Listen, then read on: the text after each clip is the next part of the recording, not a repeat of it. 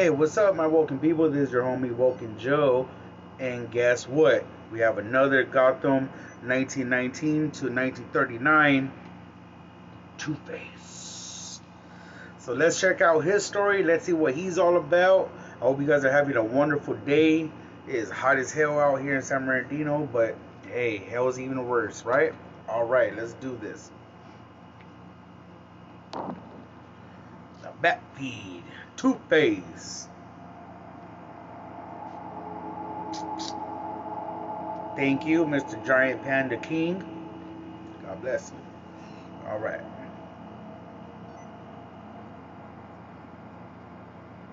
And if you guys hear a noise, that's just my computer and my AC is hot as hell.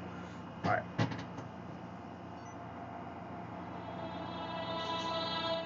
Let's turn this up.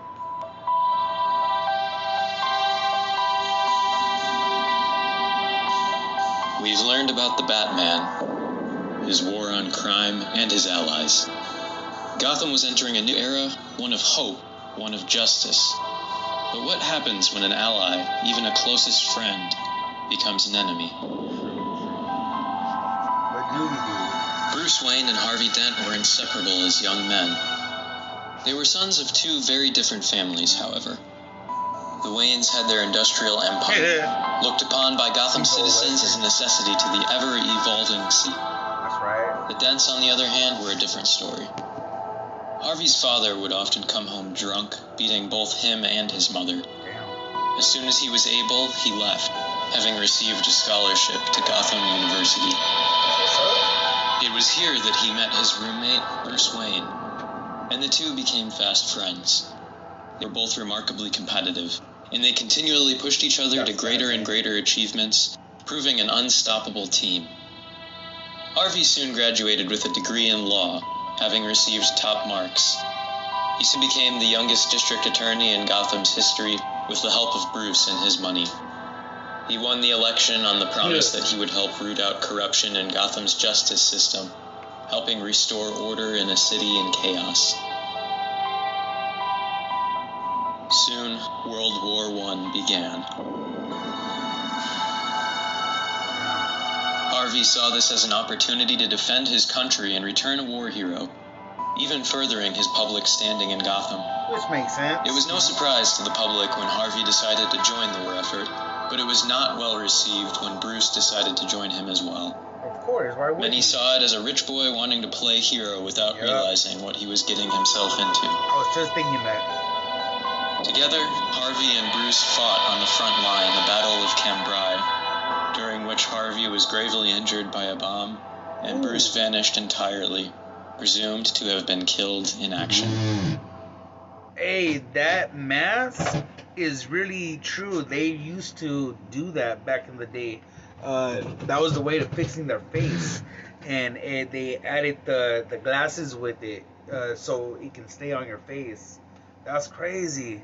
So instead of Falcone, a crime boss guy, throwing acid on his face, or even like in the Dark Knight, you know, where the gasoline messed up his face, it was actually a bomb. I like that. That's a good one. I like that. It makes sense. During that battle, shrapnel from a bomb injured Harvey and did extensive damage to the left side of his face. He had to be sent home, disgraced in his own mind. Dr. Leslie Tompkins treated him and did her best, but Harvey's new physical appearance had doomed his once blooming political career, and he no longer felt the desire to chase it. His fiancée had left him after seeing his new appearance. His best friend was missing, presumed dead, and with nowhere left to turn, he went to his father to ask for help. He hid his injuries with a tin mask that covered the left side of his face. And he went into seclusion in his family home, not showing himself to the public. The public perception of him began to fade, but something festered within Harvey, burning to get out. Damn, you see that? In the following years, Harvey sank into a depression. This culminated when Bruce returned home, bearing a tale of being captured by enemy forces and carrying scars to prove it. Harvey never believed him, feeling betrayed by his friend, rather than relieved that he had survived. Eventually, his mind could no longer take the strain, and he snapped. His depression turned into hatred for the world around him, and he no longer wore his tin mask.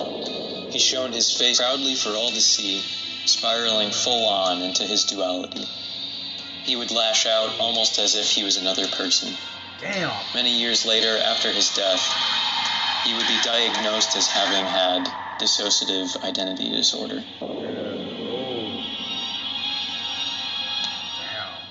Harvey had always had a dark side, even before his disfigurement. It stemmed from his hatred towards his father, and it was almost as if his scarred face gave physical form to his disembodied rage. It grew so strong that it manifested as a second identity, calling himself Two-Face. Over time, his behavior grew more and more erratic, Two-Face becoming the dominant of the two personalities. Two-Face began his criminal career soon after, gaining the fear of both citizens and criminals alike due to his sadistic nature. His duality continued to increase in many ways. His suit slit down the middle in two different styles, his silver dollar which he flipped to make his decisions. He was becoming unpredictably deadly. Bruce always held out the hope that his friend Harvey was still within Two-Face somewhere. No matter how much his friend sank, he always tried to extend his hand to help the district attorney turned criminal. He felt guilty and personally responsible for his friend's condition due to his focus on fighting crime as the Batman. Two-Face committed many crimes, and the Batman was always there to stop him, sometimes with the aid of an ally or two.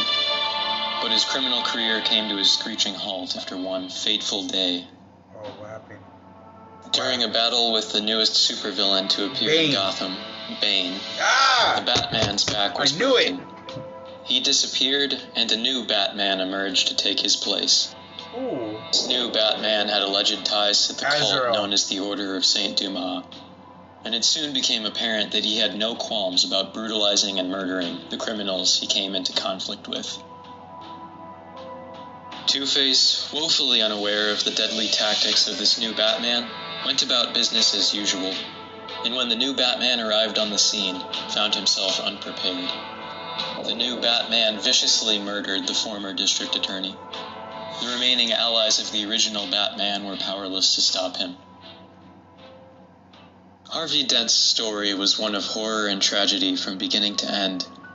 He was powerless at the hands of his father, powerless at the hands of World War I, and powerless to stop his mind from betraying him. So what became of him after death? Harvey Dent's body was recovered by the police, and his features were even more unrecognizable due to the damage done by the new Batman. A death mask was constructed to place on Harvey's body, though it was not a recreation of how his face had been before the war. It was a recreation of what he had looked like as Two-Face. To some it seemed tasteless, but to others it seemed fitting. Harvey Dent had been a positive force in Gotham, but Two-Face had been a scourge. Many objected to the funeral being held at the City Hall, but it transpired nonetheless. The Batman always carried the guilt of his friend's downward spiral, and always felt the weight of his death. Gotham will never forget Harvey Dent, as he was a perfect example of the city's own duality, the light of hope in its citizens, and the darkness of evil in its criminal element. True. That was a good one. I like this one. I like it.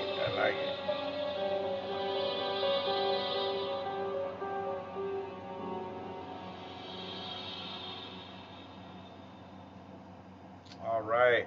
Well, this was a good story about Two-Face. I like that one. That one makes sense of why his face ended up the way it was, you know? So, leave a like, comment, let me know what you guys think, because that was a good one. I like that. Two-Face. Yeah, buddy. Alright. You guys have a good one.